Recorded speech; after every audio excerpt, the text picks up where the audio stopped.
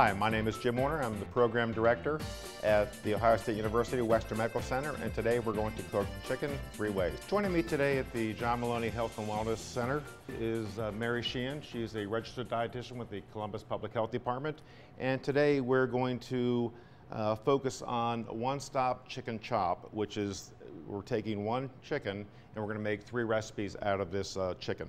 What we started with was about a 7-pound chicken. And with the chicken, we put it into a slow roaster, added about 1 quart of salt-free or unsalted chicken broth, some carrots, some celery, some onions, and we let this roast for about 6 hours. After we roasted it, we let it come to room temperature. We put it into a refrigerator and let it chill overnight. The next morning we came out and then we skimmed the fat off the top of this and we threw it in the trash. So that was the first step that we did with the chicken, and that's really the most difficult piece that we had to do when we started the program. The first ingredient, or the first recipe that we're going to start today, we have a 1-pot chicken minestrone, and we're using the chicken broth that we used with the slow roasted chicken, and we're going to, that's why the reason we call that the fortified stock, because we have the chicken, we added the chicken stock to it, and then we have the vegetables in there as well. But for the chicken minestrone soup that we're going to make, we have the chicken stock, we have some whole wheat penne pasta, we're using a frozen mixed vegetable, which is all ready to go. We have 2 cups of chicken, we have a cup of fresh spinach. Sous Chef Mary is going to go ahead and julienne cut the spinach for us. And so julienne is thin, right? Julienne cut is a thin cut. All right. So what I'm going to do is I'm going to go over to this section over here. I've already got 1 quart measured off in the pot. So I'm going to go ahead and add the chicken to the pot. And again, this is at a pretty rapid boil. We're going to add that to the pot and that's ready to go. And then we're going to take our cup of penne pasta, and this takes about 12 minutes to cook. And we're using the whole wheat penne pasta, which if you cook it too long, it'll tend to fall apart on you. So we want to cook this right around 11 or 12 minutes. And with what Mary's doing over here with the spinach, we're going to add the spinach at the very end because the spinach is very, very fine and it doesn't take a long time for it to cook, but it really makes the soup look colorful and adds a lot of flavor and some vitamin content to that as well.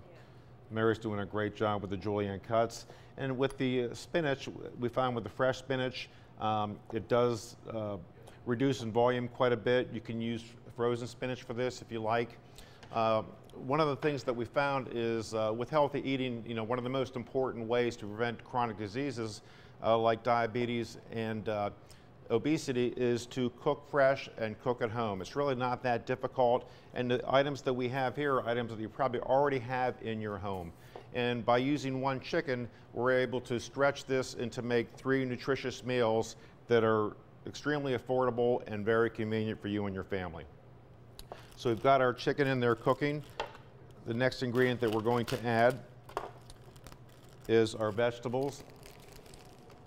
So Mary's about finished here with the julienne. There you go. And I have to say she's doing a fine, fine job with the julienne. And we're going to save this and we're going to put this back into this container. And we're going to put this in at the very, very last minute because this will take no time at all to cook. Now, in our pot, we have our chicken, we have our vegetables, and this is at a nice rolling boil, which is good because you want to cook this pretty quickly. And the one thing that you don't want to do, you want to serve this almost immediately. You don't want to overcook it because if you tend to overcook it, the pasta will soak up all of the liquid that's in your soup and you'll end up having to add more liquid. We added frozen vegetables to this. Frozen vegetables have the same nutrient content as fresh vegetables do. This time of year, it's really difficult to find a variety of fresh vegetables at the farmer's market or at the store, and they're really inexpensive. So we're going to let this go, and this has been cooking for about 5 or 6 minutes. The other 2 ingredients that we're going to add is, again, we have the spinach, we have some grated Parmesan cheese. Now I chose a Parmesan Reggiano cheese, which is a harder cheese that has a lot more flavor. And actually gives the soup a nice bite, and it really makes it minestrone, because minestrone is an Italian-based soup, and this is an Italian cheese. We're going to season this with kosher salt and black pepper. What I like to do is use about a 2-part ratio of salt and a 1-part ratio of coarse ground black pepper. The reason I like to use that is that I use the pepper as a marker, and that kind of tells me how much pepper I've actually, or how much salt that I've actually used in the dish. And you also mentioned too, with the type of broth that you're using, you chose the sodium-free or a low sodium option, which is also a really good idea. Anytime you're preparing at home on your own, you can control the types of ingredients that go in. So a low sodium option is always a good idea for checking food labels. Absolutely. And one of the things that, when you have young children and you want to give them healthy habits, is really involve them when you're grocery shopping, or involve them in the cooking process, because it's really important for them to feel like they're part of the process and they actually have a choice in what their meals are. Because a lot of kids will eat what's put in front of them, but if they have a choice, or they go to the store with their mom and dad and say, hey, I want to try this, their parents are more likely to take the food and cook it for their children. Healthy eating is one of the most important ways to prevent chronic disease like obesity and diabetes, and you can't ever start too soon. Exactly, because when you're young and you're starting to put those things in your body that really aren't the healthiest, it's a cumulative effect. It's not something that that happens overnight. It's a lifelong thing, and if you start early eating healthy, you're going to have a healthy lifestyle. Great. So our soup's at a pretty rapid boil here right now, and it smells great. If you were in this room, you would think you're at your grandmother's house right now. It smells so good. And the whole wheat pasta is going to cook about twice the normal size, and this is just about ready. So I'm going to go ahead and turn the heat down a little bit. I'm going to add our spinach to the soup. Add just a touch of salt and pepper. And again, you see what I'm doing with the salt and pepper. I'm actually picking it up in my fingers and actually just kind of moving it around. And I can tell exactly how much I put in there. I put in probably half a teaspoon of salt and pepper combined, which is considering we've used unsalted chicken broth when we had the chicken and the vegetables made in the slow cooker or the crock pot. We added no sodium to that, so this is really a low sodium dish. The cheese does add some sodium to it as well as flavor. Okay, so right now we have about 1.5 quarts of soup. I'm going to go ahead and we're going to put the soup into a nice bowl. And I'm a big believer that food should be presented well. And when food's presented well, it's going to taste good, because you do eat with your eyes. So right here we have our chicken minestrone soup, and we're going to top that with some Parmesan cheese. And that took about all of 12 minutes. And if you look at the soup, in and of itself, it looks great, it presents well, it's got a lot of color, it's got the pasta, Absolutely. It's got high protein. If you wanted to doctor this up and throw some beans in there, you can do that as well. Absolutely, it's another good healthy protein source. And of course, like Jim said, you always want to make sure you take time for meals to make sure you enjoy it. Mealtime should be a nice process where you can actually learn to appreciate the time you just spent and enjoy the food that you're eating, because it is giving your body the nourishment to keep going. So we're going to go ahead and taste the soup. All right. I'm going to get a spoonful of everything that I have here. And we're going to taste that. I'm going to follow your lead here with some cheese. Very hot, very delicious, and very simple. I mean, the best part about this soup is that you can take what you've made here, the leftover soup, let this cool at room temperature, and put this in the baggies. Whenever you want it for your next meal, all you need to do is pull it out of the baggie, put it into a pot, it's ready to go. Cooking at home allows you to use healthier ingredients. When you go to restaurants, most of the foods are filled with sodium. Absolutely. They have a lot of fat. If you go to restaurants, a lot of sugar, a lot of added sugar that you really don't need.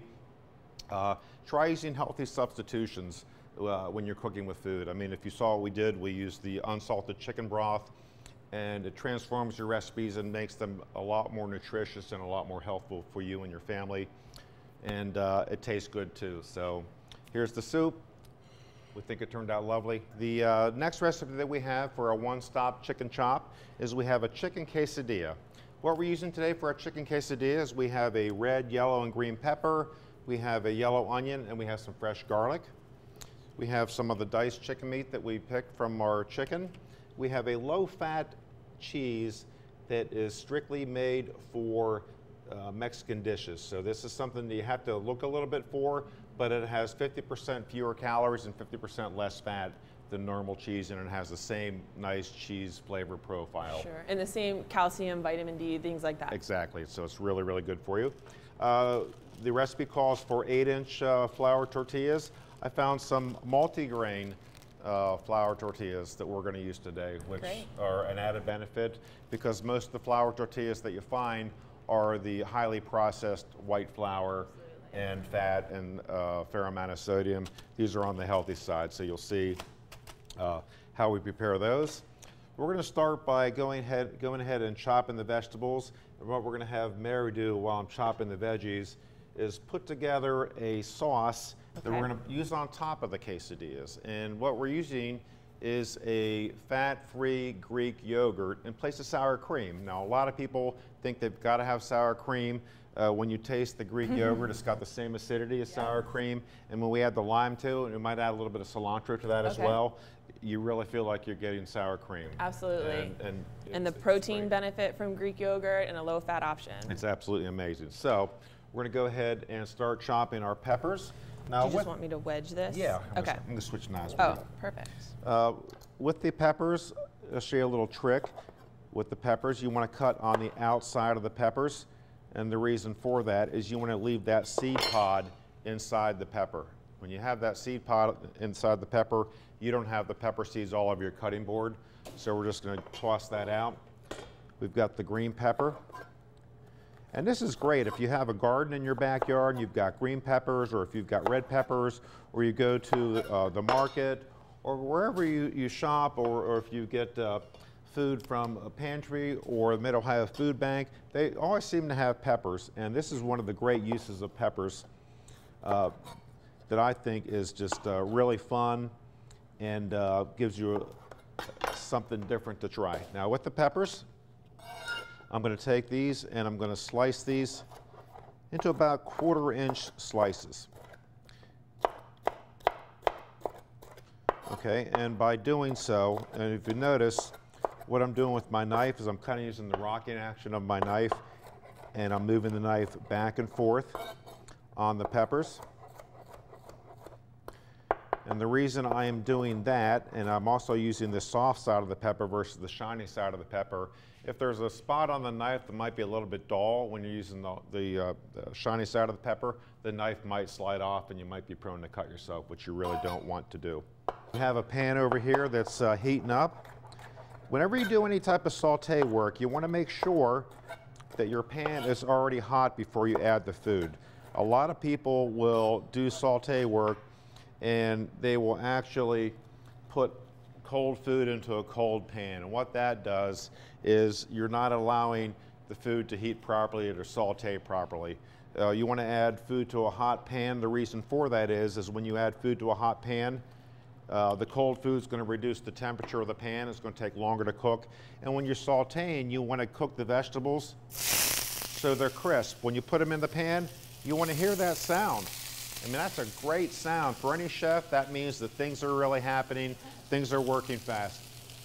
We're going to go ahead and we're going to take our onion, and I'm going to use about half an onion.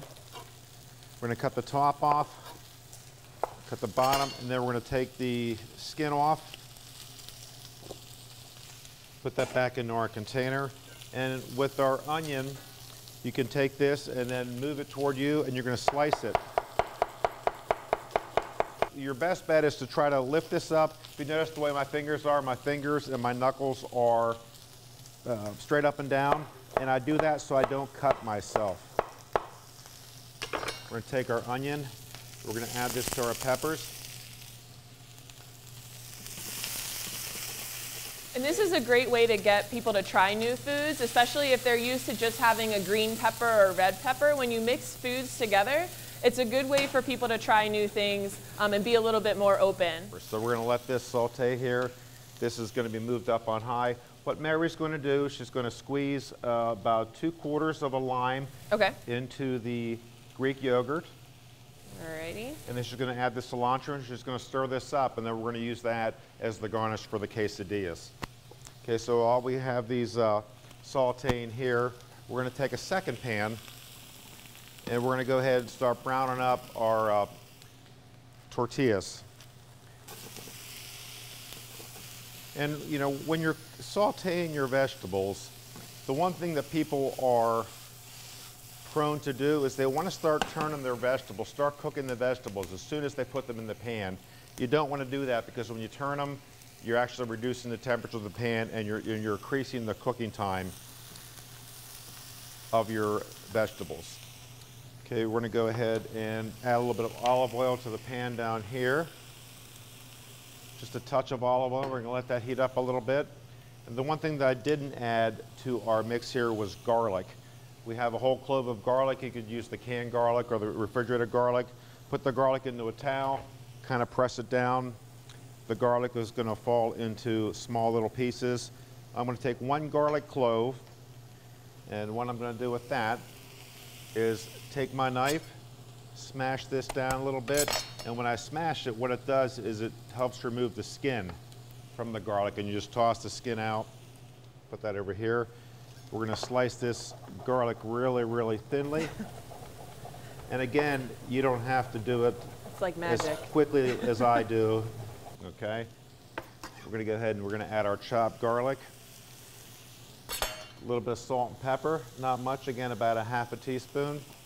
Okay, so we've got our pan over here.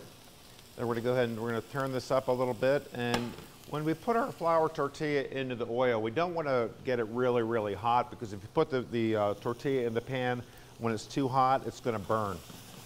And that's one thing that you don't want it to do. Now the peppers look great, they smell great. You're getting a lot more nutrients using the colorful vegetables than if you would use just straight green peppers and onions. Now, what are your thoughts on frozen peppers? I think they're a great alternative if you don't have access to the fresh. So like you said before, you go into winter and the vegetables aren't always available at farmers markets, or they may be more expensive at a grocery store. So choosing a frozen vegetable is a great option. It's still as nutritious, and it still gets the vitamins and minerals that you need. Oil in this pan is actually looking pretty good, and you can tell when it's getting hot. It'll start to skitter across the pan. It'll move across the pan a little bit. So you're going to want to go ahead and add the tortilla to the pan and kind of crisp that up. I like turning it around like this so it gets a nice distribution of oil on the pan. And this is on about the high side of the burner here, just to get this browned up pretty quickly, but then we will turn it down. With our peppers, you don't want to overcook these, and you don't want to undercook these either.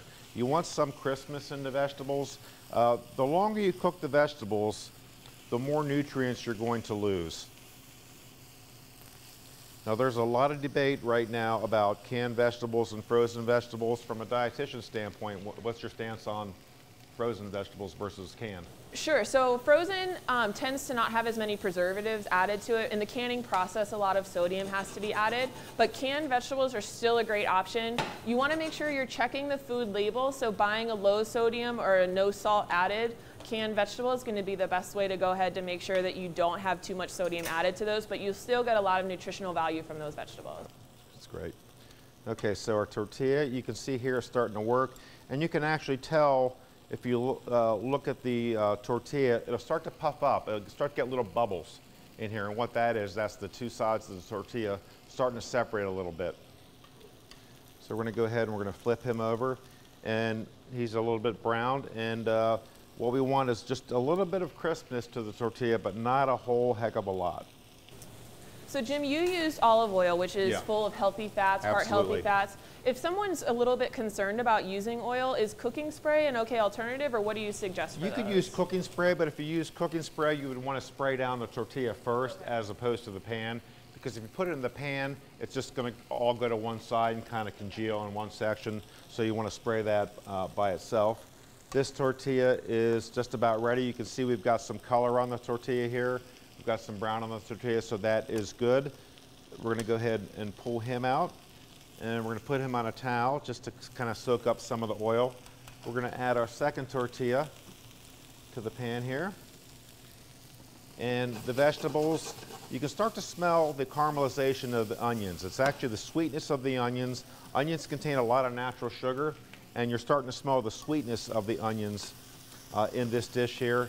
And right now, based on the fact that the pan is still hot and we have what we call carryover cooking, the vegetables are going to continue to cook, and they're going to be nice and tasty, and they're still going to have a little bit of a bite to them. I'm going to add a touch more pepper to this, and again, this doesn't take very long to cook, so it's all good. So again, you can see it's starting to puff up, and if you look here, this one's got a little more color to it, so you know this is going to be nice and tasty.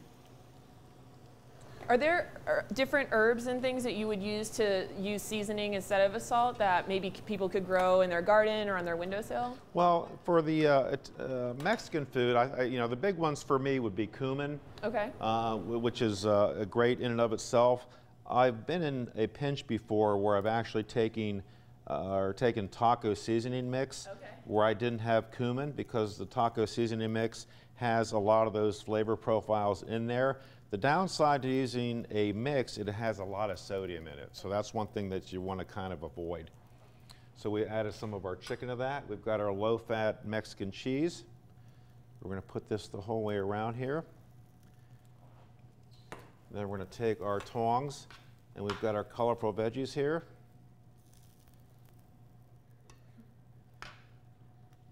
And then we're going to go ahead and put the top of our original tortilla back on top. And we're going to kind of press down on it, because when we press down on it, what we want is we want the heat that's in the pan to help melt the cheese, help bring the chicken up to heat, and give us the nice consistency that we expect with the quesadilla. And again, this is great to do. You can make these up in advance, but I like to brown them up kind of on both sides. To me, it's a lot quicker to make them this way. If you have a flat top grill, like a pancake grill, you could also make them that way. You could do a whole bunch at one time. Okay, so this thing here is just about ready. And I can actually see that the cheese is starting to melt.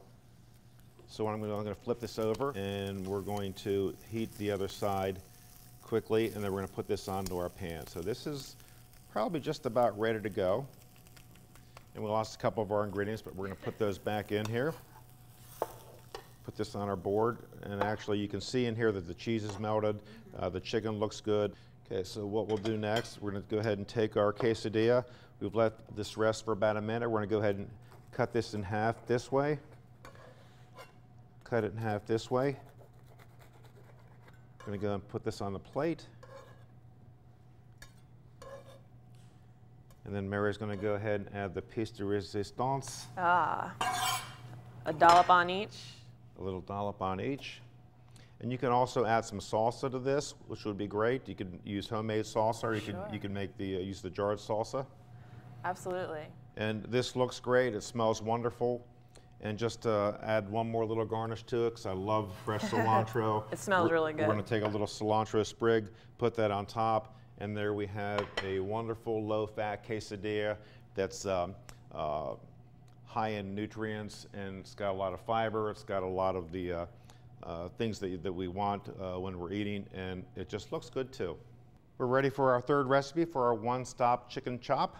And we're going to make a chicken salad that involves the chicken, light mayonnaise, lemon juice, Dijon mustard, some fresh chopped celery, fresh dill, and for the carrier, we're going to use radicchio, and we're going to use Boston Bib lettuce. So with this recipe, we're going to go ahead and we're going to add our 2 cups of chicken to our bowl. We're going to add our ½ cup of mayonnaise to the bowl, and what Mary's going to do is start to dice, or actually cut our lemon. And if you notice what she's doing, she's running the lemon back and forth on her cutting board to add some heat to the lemon, and with that way you're able to get a lot more juice out of the lemon. And tell us how you got interested in cooking. Sure. So my mom actually was a very good cook growing up, and I was a very picky eater. So she was the type of mom that would only cook one meal, though I have 3 sisters. So it was very much, she would only cook one meal for all of us, and if I didn't like it, then, you know, I didn't eat. But often enough, I was hungry enough, and so I would eat it. But once I got to college, actually, and I started learning that it really did matter what I was feeding myself, and my mom wasn't there to cook for me anymore, I would end up calling her a lot to say, okay, Mom, what was that recipe, and how do I do this? And so it was a lot of over-the-phone training, of course, then until I got to school, and I was under your watchful eye, and I learned a few tricks of the trade there, too. So thankfully, my mom got a lot of the skill. I didn't get blessed with it from birth, but I've, over the course of time, learned a few of her tricks. That's incredible. That's amazing. So what we're going to do is, Mary's cut the lemon. We're going to go ahead and add half of the lemon juice to our chicken salad. And again, the reason we're adding the lemon juice is this is one of the things that adds flavor without adding salt or without adding other ingredients to this that might not be in your best interest to do so. So we've got our lemon. We're going to add about a tablespoon of Dijon mustard to this.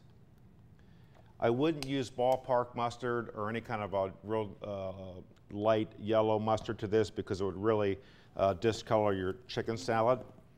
We're going to go ahead and add our chopped celery, and the celery is chopped about between 1/4 and 1/8 inch chop. Now this is a great opportunity making a chicken salad like this, where you've got a couple of different ingredients that you're mixing together, where you can sneak in some different vegetables and fruits so that maybe your kids get some exposure to new things. So things like celery, you can add some sliced grapes or maybe some raisins, cranberries, things like that. And it's a great activity that you can actually do with your kids too, because the more invested the kid is in the meal, the more likely they are to try some new things. So if you can have them be your sous chef, where they can learn some of the skills early on, those are just developing better life habits. That's a great way to teach the kids. I'm going to add just a pinch of salt to this.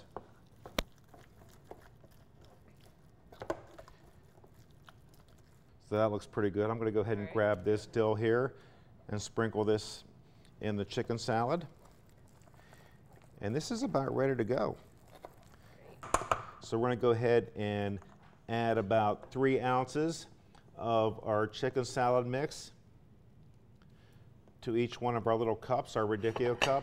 If you don't like radicchio, or if you don't like the Boston bib, you can use leaf lettuce. I would probably refrain from using iceberg lettuce. Iceberg lettuce has very little nutritional value outside of a little bit of fiber maybe here and there. So we have our things here, so we're going to go ahead and add a garnish. And again, I'm all about making sure that you eat with your eyes, so we're going to take a little bit of a dill garnish and add these to each one of the little chicken salads. If you wanted to put some fresh vegetables in here, some carrot sticks, some celery sticks, some diced red peppers or tomatoes, anything, you could add that to it as an accompaniment to this dish. It's a great dish. It tastes great, and you saw it really simple to make. Yeah, so, very simple. You know, I think the real test is now what we think of it. So, I know. Mary, you first. Oh gosh. Okay. I'm going to try the radicchio.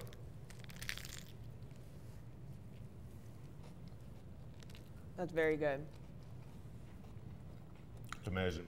And it's great because you were able to use some of the lower fat mayonnaise and lower fat ingredients, and you could, like I said before, you can mix in a bunch of different vegetables and fruits. And the thing that's great about this, I don't miss the salt. Right. You know, a lot of people will say, well, gee, it needs more seasoning, it needs more salt.